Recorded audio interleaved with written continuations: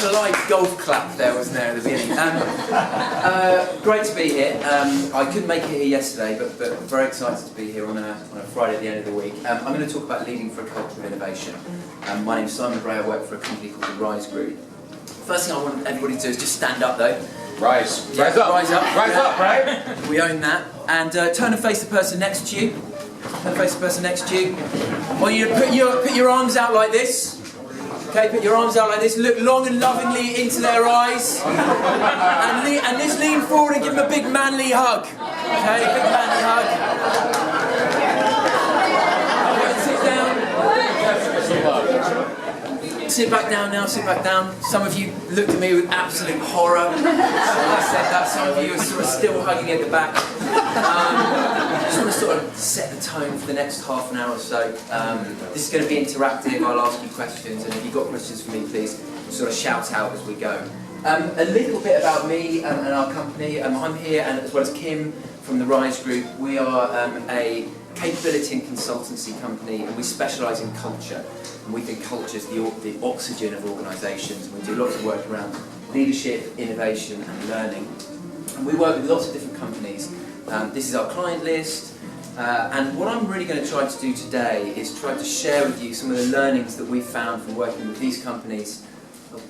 And I actually tuned out. Thank you. Just some of the learnings that we found from working with these companies. So we're not academics. We haven't written lots of books, we're not theorists, we're just going to share with you what we've learned from trying to make culture of innovation happen in companies like these. So what is a culture of innovation? Let me start with that. So we just define it very simply as being an environment where creativity and innovation are commonplace and habitual. Creativity all about thinking in new ways, and innovation all about making new ideas happen. And the reason that we highlight habitual is this. Could everybody please fold their arms? Okay, and now unfold them, okay, and fold them back the other way round. A few people still struggling at the back. How does that feel? Uncomfortable, a little bit weird, and our instinct is therefore to go back to what we know. We don't need to do it all now, but our instinct is to go back to what's comfort. And the trick we found with a culture of innovation is making sure that innovation is not seen as something that's just a one-off, or something that just certain people do. It's when everybody gets really comfortable with doing it again and again and again. And the first time people try to create a culture of innovation, it is different to the operational mindset that we have most often in our day-to-day. And it's easy to go back to that when push comes to shove. And so you may hear me throughout the course of the next half an hour talking about this might feel a little uncomfortable. That is a cue to say, look, give it a go, because the more you practice this, the more comfortable it becomes and the more habitual it becomes, and that's the secret to a culture of innovation. It's a worthy goal. I think, we'd all probably say intuitively that a culture of innovation is a good thing. Drucker said, culture eats strategy for breakfast. This is a great study done at MIT in 2013, and they found that corporate culture is a much more important driver of innovation than pretty much anything else. 759 companies across 17 markets. So this is a really good thing to do. It has a lot of commercial and employee impact. Problem is, it's really, really difficult to make happen. And in our work with lots of different companies, we found that there are 5 kind of big barriers that exist to cultures of innovation. And these will be things that you guys will be familiar around. The big 5 for us are these. One is short-term goals. So if you are being rewarded for quarterly or annual performance, and innovation, the frame of that is beyond that, then it's really hard to do anything innovative, because actually it's not in your own interest or your organisational interest to do it. So short-term goals is a big one. Pursuit of perfection is another one. We work with lots of organisations who have really, really smart people, and they want to get everything right all of the time. And the problem is that innovation is messy, it requires people to fail, so that's an issue.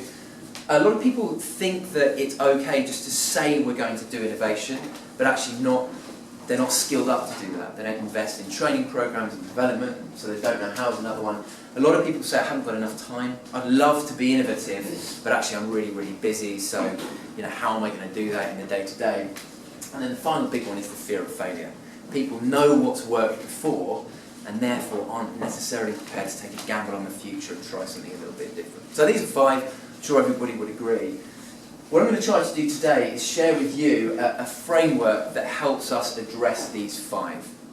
And it's an organising framework for innovation leaders. And by the way, that's everybody. So what we find is that a culture of innovation is easy if everybody sees themselves as a leader. It's not a chief innovation officer, it's not a VP of innovation, it's everybody who has a responsibility for creating creativity and innovation in those around them. If you can get everybody to think as a leader, then this becomes quite an easy thing to do. So there's a few different bits to it. There's the how, which is around innovation tools, the doing piece, and behaviours, which is how people turn up. And then there's the why and the who. The why is about why should people bother in the first place, why should they stretch? And the who is about inspiring talent, it's about incentivising people and motivating them to really go for it. So that's the model I'm going to talk through today. And regardless of who you are in the room, regardless of whether or not you're a company like Google, where everybody needs to be innovative, or a company like Illumina, which is a genome mapping company over on the West Coast, all about technology, or Four Seasons, all about service, or Hershey's, all about product, we found that actually when it boils down to it, that leadership for innovation boils down to 4 big jobs. One is, can you communicate an aspirational vision to people so that they go for it? 2 is, can you get people using innovation tools? Can you encourage them? Can you share them? Can you make it part of your language?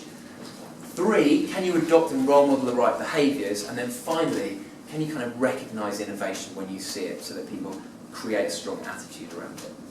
And those jobs are what we're going to talk about today. I'm going to start with innovation tools. It's quite a straightforward one. A lot of people think of the innovation process and tools as being something like that. Stage gate, quite a product-centric kind of model. But actually, when it comes to a culture of innovation, we think that there are kind of 3 jobs that a leader needs to do, and they're really, really simple. One is define a problem. That means identify the right opportunities for innovation, and then make sure that the right people are aligned around it, and that you scope the problem in the right way. The second thing is stretching the thinking, and that's provoking people. It's asking tough questions. It's forcing people to seek inspiration from unusual places. And then finally, it's accelerate the best ideas. So removing barriers and giving resources to people to make things happen quickly.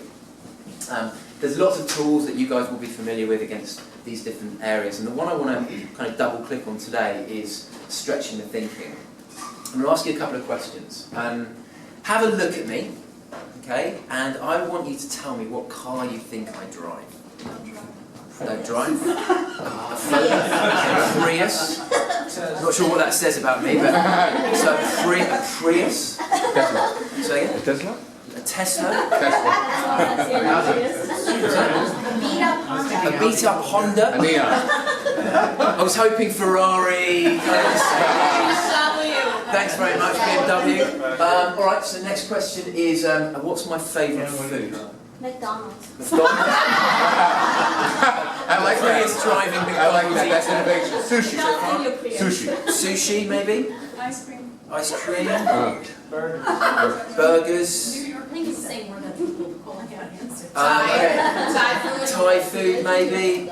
And finally, what does my dad do? The t-shirt. The teacher? Architect. Architect? Barrister. Barrister, I like this so far. I asked this to a group the other day and somebody shouted out, he owns Rise. Really disappointing. Wow. Yeah, so I ask you those questions, not because I'm interested in whether or not you're right or wrong. I'm more interested in what your brain is doing when I ask you those questions. And if you imagine your brain is a bit like a filing cabinet, I ask you the question about me, and you go into this filing cabinet where all the information that you have is organised, and you go into the drawer marked Simon, and you don't see many things in there. And so what you do is you say, in the next door drawer, where have I seen people a bit like Simon before? Okay? Because although some of your answers would have been guesses, some of them would have been based on some data, okay, conscious or subconsciously. So you see how I dress, you see how old I am, you see I probably live in New York, I'm English, kind of, you know, those things. And you're putting a few dots together and you're coming up with some quick guesses. And that's how our brain is hardwired to work. Another analogy that's useful around the brain is invented by this guy. This is Edward de Bono. And he talks about the brain as being like a mountain, okay? And information falls into your brain like water onto a mountain. And what happens is you channel similar information. Yeah? So you fill up filing cabinets with Simon, with New York. You channel information to streams. So you have a stream of information around Simon. You have a stream of information around this conference. You have a stream of information about New York and about work. My question to you is, how big is your stream or your river of thinking around me right now? Small. Huge. Like that, kind of. It's small, right? And you don't know that much about me. You know a little bit about me, and that's kind of fine. It means that I can change your mind about me quite quickly. Yeah, it means that stream can kind of go in many different directions still. The other side of this is, how big is your river of thinking around work? Yeah, it's pretty big comparatively, yeah? And that's a good thing most of the time because you have expertise. Yeah, you have lots of experience, you can call on, you can make great decisions, you've got lots of, oh, well that worked before and let's try it this way, I've seen that work. But when it comes to innovation, that's really difficult because weirdly, the more information you have in a particular area, the bigger your river of thinking, and the easier it is to get stuck in that river of thinking and always look back to past experience. And that's why it's really hard to innovate around something we know a lot around. And that's why it's really important that innovation leaders are really deliberate about provoking the thinking of their people. Because everybody's stuck in a river of thinking. And so your job is often to provoke and get people out of their river of thinking. And there's two really simple ways of doing this. What we call borrow brilliance and break the rules. Borrow brilliance is about pushing people not just to look at the inside of a company, not just to look at research that you've done or your competitive set, but actually to look beyond that for inspiration.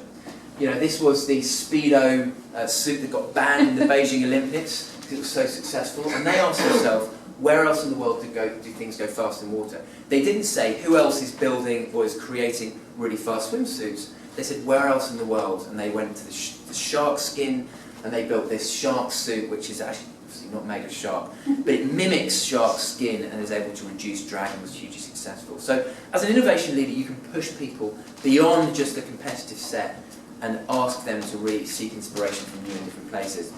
And the other thing you can do is ask people to break the rules. And that's as simple as listing out the rules or assumptions around an area and ask, how about, and challenge people to break the rules. And this is what Boots, which is a big pharmacy in the UK, did when they were trying to unlock over-the-counter medicine. So over-the-counter medicine you have to ask the pharmacist for, and that's a big barrier. And they said, how about we put empty product in the store? We remove the drugs. Could we do that? And actually it turns out that legally they could, and they were to unlock that category just by breaking a really fundamental rule. And so I share these to say that our jobs as innovation leaders is to define problems, to stretch people, accelerate best ideas. But if I had to sort of boil it down to one thing, it's about pushing people to break rules and pushing people to seek inspiration from outside your category. So that's innovation tools. The next piece I want to talk about is the bit that goes alongside that, which is behaviour. And this is how you turn up. Hands up here who's ever driven a car. Okay, most people in the room. Hands up here who's ever driven a car like this. Okay, angry. Yeah, most people.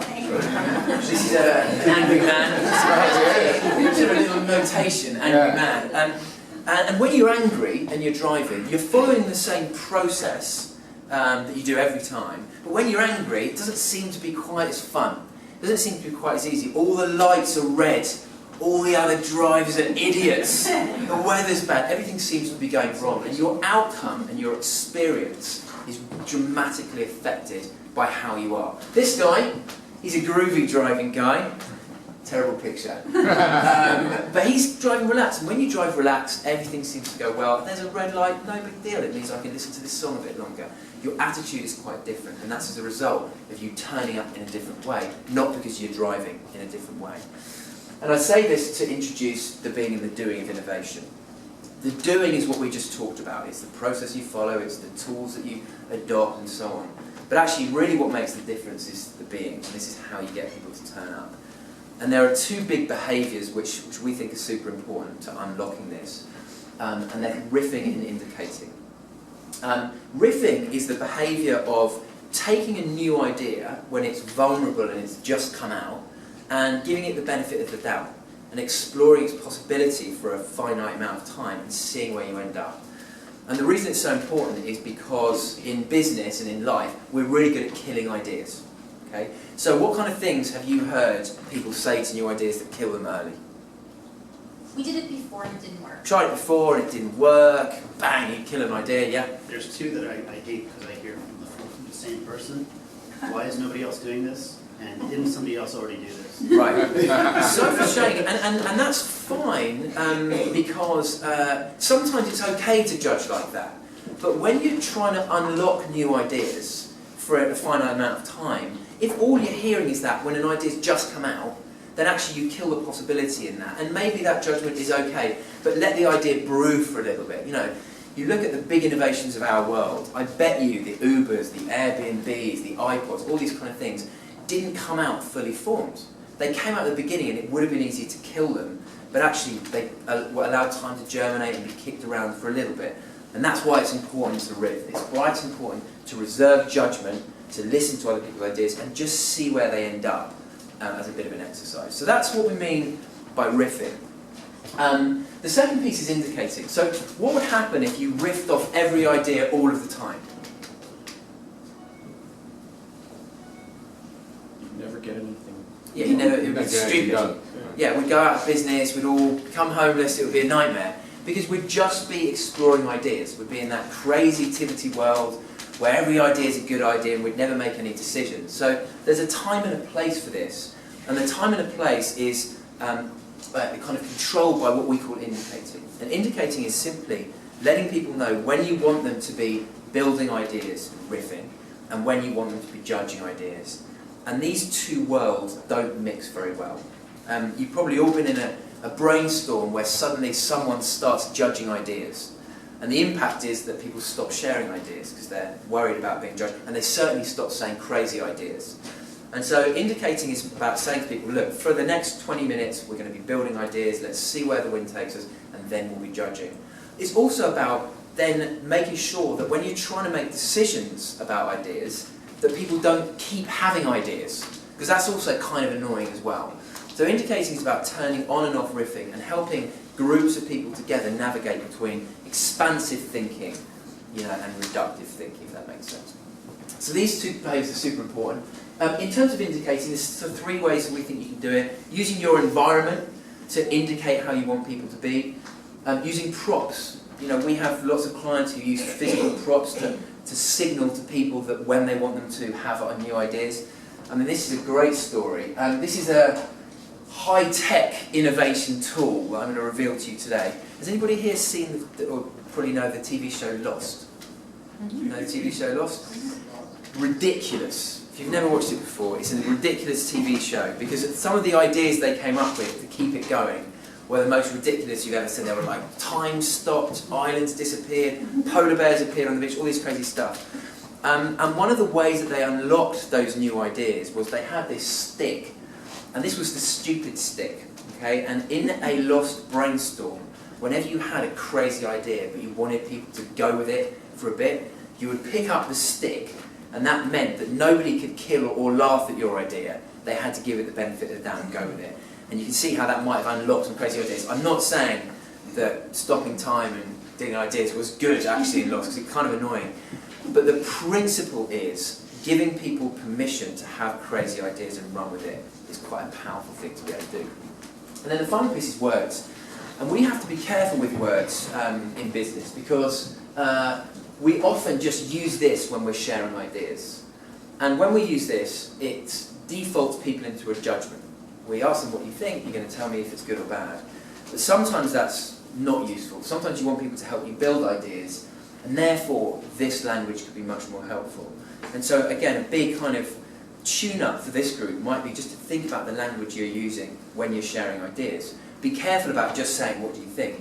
Because you will get a judgment. And sometimes you need people to help you build ideas. So just be careful about this kind of language. So we talked about riffing and indicating.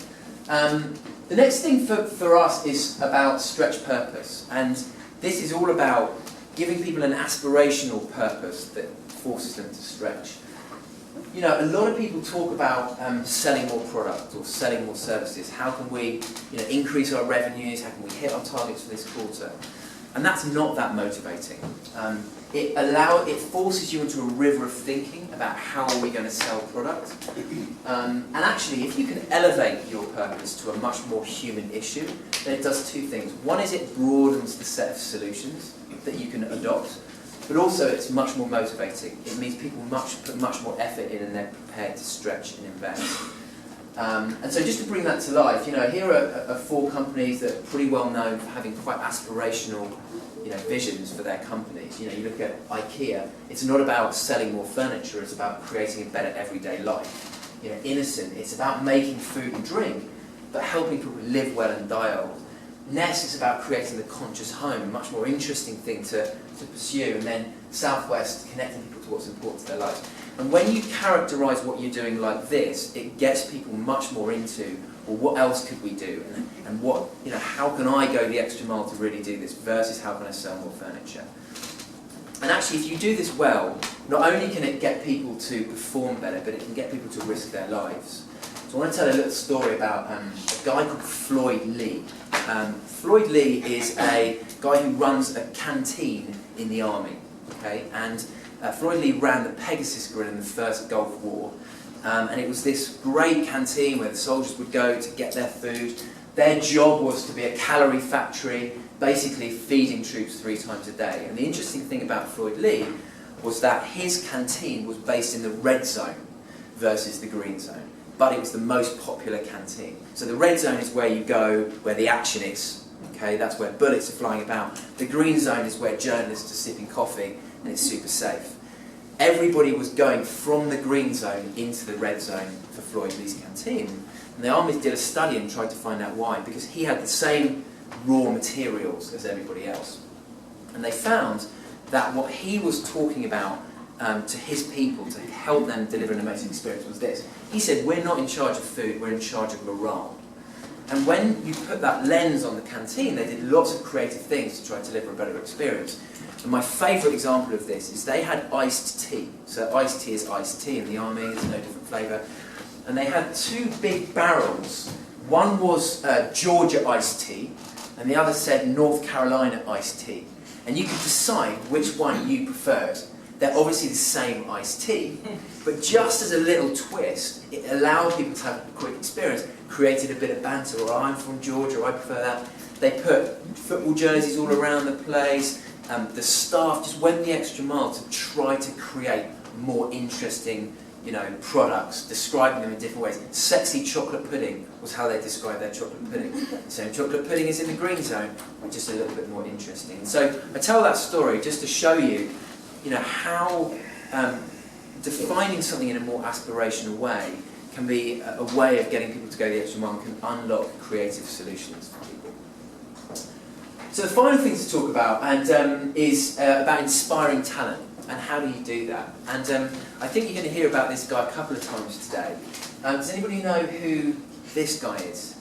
The runner, Roger Bannister. Yes, Roger Bannister. Are there any English in the room? I know, but Do you know why? Can you guess why I put his picture up? he was the first one who actually broke the record of the 4-mile run, and then ironically, less than 3 months later, because people were first time seeing what is possible, start following his suit. Yeah, exactly right. And after that, his records have been broken, but he's the one who set up the stage and showed them what they can actually accomplish. Perfect. So this guy, I'm English, he's a hero, you know. And interestingly, just a total weird fact, see these shoes? They were sold yesterday, by complete coincidence, at auction for $400,000. It's quite weird, I think, but anyway, quite a fun little fact. So he broke the 4-minute mile back in the 50s, I think it was late 50s, and up until that point, doctors had said it was physically impossible. Your lungs would explode if you ran the 4-minute mile. And he managed to break it. And in the year after, I think 6 people broke it. The year after that, it was in double figures. And now, actually, a good club runner can run a 4-minute mile. And the reason I share this story is just to demonstrate how nothing had changed other than a belief. Yeah? Everybody believed that it was possible, and therefore went for it. They trained harder, they knew it was possible, and that therefore unlocked a greater performance. And for us, it's exactly the same with innovation. Because there's a great Henry Ford quote. He says, whether you think you can or you think you can't, either way you're probably right. And it's really true, right? If you think about it, there are people in this room probably, you might not admit it, who go, I'm not very creative. I'm not. It's for those other people, you know, they're creative. He's easy, finds it easy to come up with ideas. If that's your attitude, it will be always difficult for you to be innovative. But if you go, I'm quite innovative, then you're going to try, you're going to get into a bit of a routine, and actually you're going to become better at innovation, because we believe everybody can be innovative. We believe everybody's born with the same amount of innovative ability in general. So the question becomes, where do our attitudes come from? And we believe it's basically rooted in experience. So what happens to you along your life is the biggest impactor of how creative you end up being, or certainly the biggest driver of your attitude. Of course, some people are born creative geniuses. Picasso, Einstein, etc., etc. They're born with a natural ability to make new and different connections, but most of us are the same. And we believe it's therefore our experiences along the way that determine our attitude and therefore ultimately our ability to innovate. For me, this model plays out in a couple of different ways. I'm scared stiff of drawing. Okay, I've 3 partners in our company at the Rise Group, and they're really talented at drawing on flip charts. And it freaks me out because I don't really know how to draw. And I trace it back to a dreadful art teacher I had when I was a kid, who told me I couldn't draw. Yeah, and I wasn't really allowed to draw, and I got terrible grades, and therefore I never practiced, and I never became good at it. I'm not saying I'm a natural artist, but I bet you if I had a better attitude, I would have improved along the way. Equally, my mum, when I was a kid, used to enter me for poetry competitions. Kind of weird thing to do as well. And I would go up into these poetry competitions, and then I would finish, and I would come off stage, and she would say, that was the best poem I've ever heard. You are really naturally talented. And I believed her. I was like, wow, yes, I am. And I really believed her. And so my experience was positive. I was like, this is awesome. And therefore I believed I was really good at it. And therefore my actions were, I just went for every type of standing up in front of people I could.